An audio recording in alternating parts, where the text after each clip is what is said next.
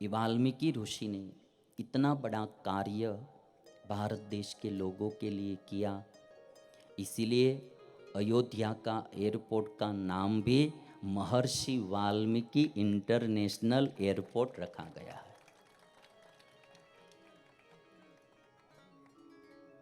ये भारत देश कृतज्ञ देश है।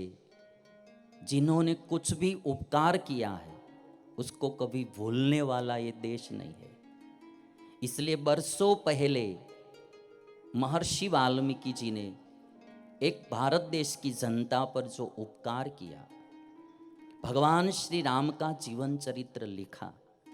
यदि वो नहीं लिखा होता तो आज रामायण नहीं होती।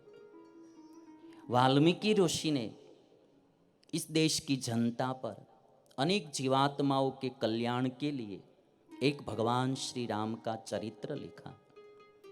बाद में तो कई सारे कवि लोग हुए, अपने अपने राज्य में अपनी अपनी भाषाओं में रामायण लिखी गई, किंतु सबसे पहली जो रामायण है वो वाल्मीकि ऋषि कृत है। बाद की रामायणें अन्य सब भाषाओं में लिखी गई, किंतु जो वाल्मीकि रामायण है वो संस्कृत भाषा में लिखी गई है। तो मैं वाल्मीकि रामायण का आप लोगों को श्रवण कराऊंगा। जितना हो सके उतना आप सबको लाभ भी हो, आप सब प्रसन्न हो, ऐसा प्रयास में 7 दिन करता रहूंगा। इस कथा का और कोई मकसद नहीं है, कोई उद्देश्य नहीं है। केवल छत्तीसगढ़ के लोगों को प्रसन्न करने के लिए मैं गुजरात से यहाँ आया हूँ, और कुछ लेना न देना, मगन रहना, और कोई इच्छा या आशा नहीं है।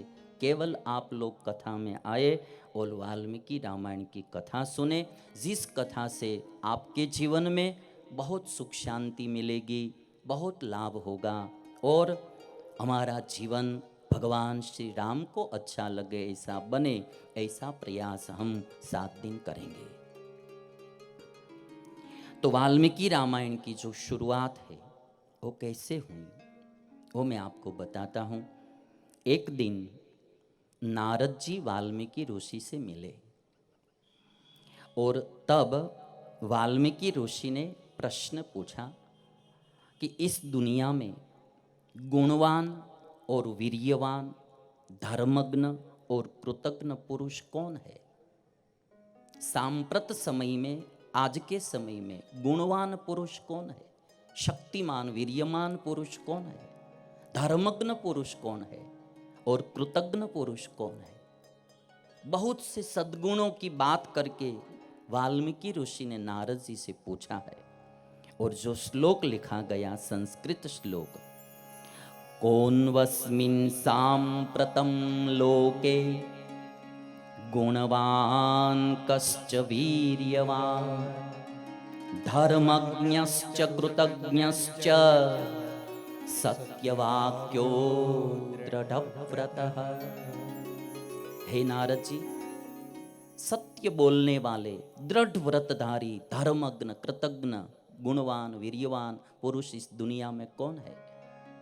और तब नारद जी कहते हैं, इक्ष्वाकु वंश प्रभवो रामो नाम जने श्रुतः नियतात्मा महावीर्यः द्युतिमान धृतिमान वशी। हे वाल्मीकि जी, इस दुनिया में इक्ष्वाकु वंश में प्रकट हुए भगवान श्री राम धर्मज्ञ है, कृतज्ञ है, गुणवान है और वीर्यवान है। सभी गुणों की खान वो भगवान श्री राम है। यहां से वाल्मीकि रामायण का जो प्रारंभ हो रहा है, नारद जी ने भगवान श्री राम का चरित्र संक्षेप में वाल्मीकि ऋषि को सुनाया है। इतना कह के संक्षेप में चरित्र सुनाकर नारद जी ने विदाई ली। वाल्मीकि ऋषि अपने शिष्यों के साथ तमसा नदी में स्नान करने के लिए गए हैं। अपना वलकल वस्त्र धारण करके वाल्मीकि ऋषि तमसा नदी के तट पर वन को देख रहे थे, वन को निहार रहे थे। उसी समय दो पक्षी बैठे थे वृक्ष पर। क्रौंच जाति के पक्षी थे, क्रौंच पक्षी। एक नर पक्षी था और एक मादा पक्षी, दोनों पति पत्नी थे। एक वृक्ष पर बैठे थे, दोनों आनंद में झूम रहे थे। पति पत्नी भावातुर थे, कामातुर भी थे। दोनों को आनंद करते हुए देख के वाल्मीकि ऋषि भी बहुत प्रसन्न हुए कि पक्षी कितने आनंद में मग्न है।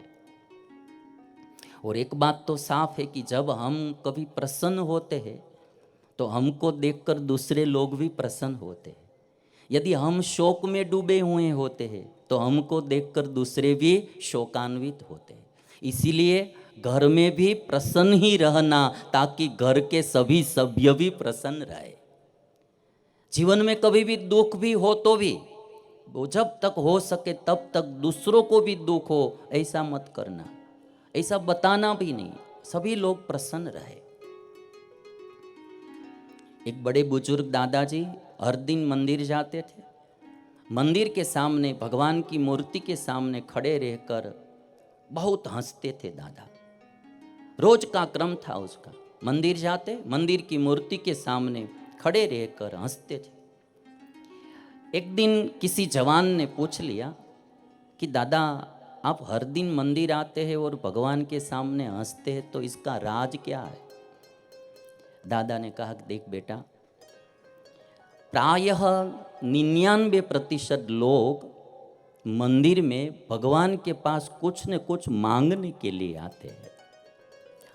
कोई न कोई अपना दर्द दुख बताने के लिए आते हैं कि मेरे परिवार में दुख है, मेरे शरीर में ये दुख है, मेरा धंधा में ये दुख है, मुझे ये परेशानी है, ये परेशानी है।